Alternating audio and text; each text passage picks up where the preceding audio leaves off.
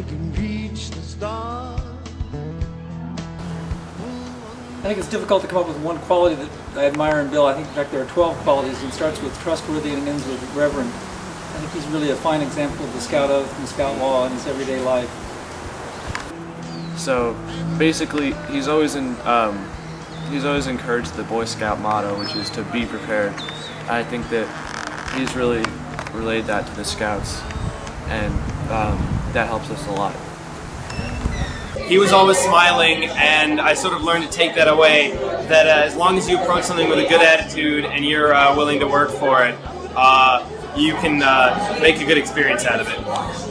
You would think my love would really something good, baby, if I could change. So, what's your fondest memory of Mr. Baumgartner as a Scoutmaster? Well, I always remember him being a leader of something for me ever since Cub Scouts. He was the leader of my den, then he was the leader of our pack, 80, and then now he is the leader of Troop 30. The one thing I remember about Bill as Scoutmaster was probably just before he became Scoutmaster, was the look on his face when he agreed to become Scoutmaster. It told me two things. First of all, it told me that he had no clue what he was getting in for, and secondly, it told me that he was going to do a great job. To pick out one specific fond memory, I just remember him always on outings being really enthusiastic, and we'd be, sitting doing something, cooking something, and he'd come in and he'd just come in and help us a little bit, and it would make the end result so much better. My fondest memory of Mr. Baumgartner would be the first time I went on the Klondike Derby, and my feet started to get really cold, and then they became freezing, and eventually I had figured out that I had hypothermia in my feet and that I might get frostbite. So Mr. Baumgartner helped me that one time and set me up by the fire and helped me and told me what to do, and eventually my feet got better, and that really helped the rest of my day, and I was able to participate in all the rest of the activities. My favorite memory of Mr. Baumgartner was when he helped me out with Boulder Creek. He taught me the importance of Scouts and a lot of other things that made me more into Scouts.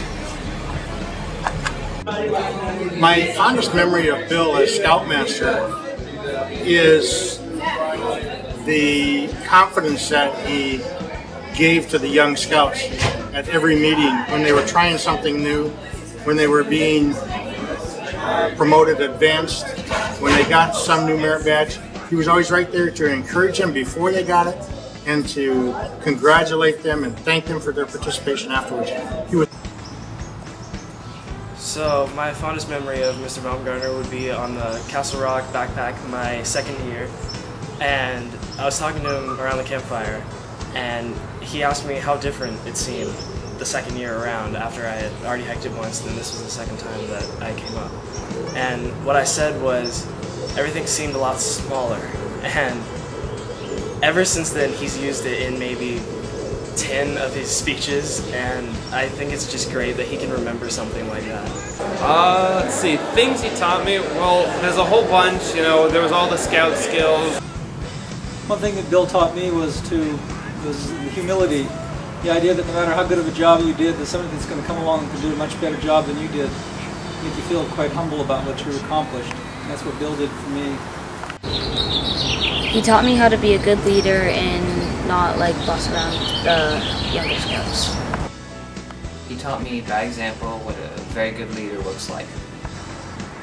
One thing I remember Mr. Baumgartner teaching me was at El Jado was there's a lot of cool things there, a lot of the pine trees, all the trees and bushes and everything that you never would have really thought of.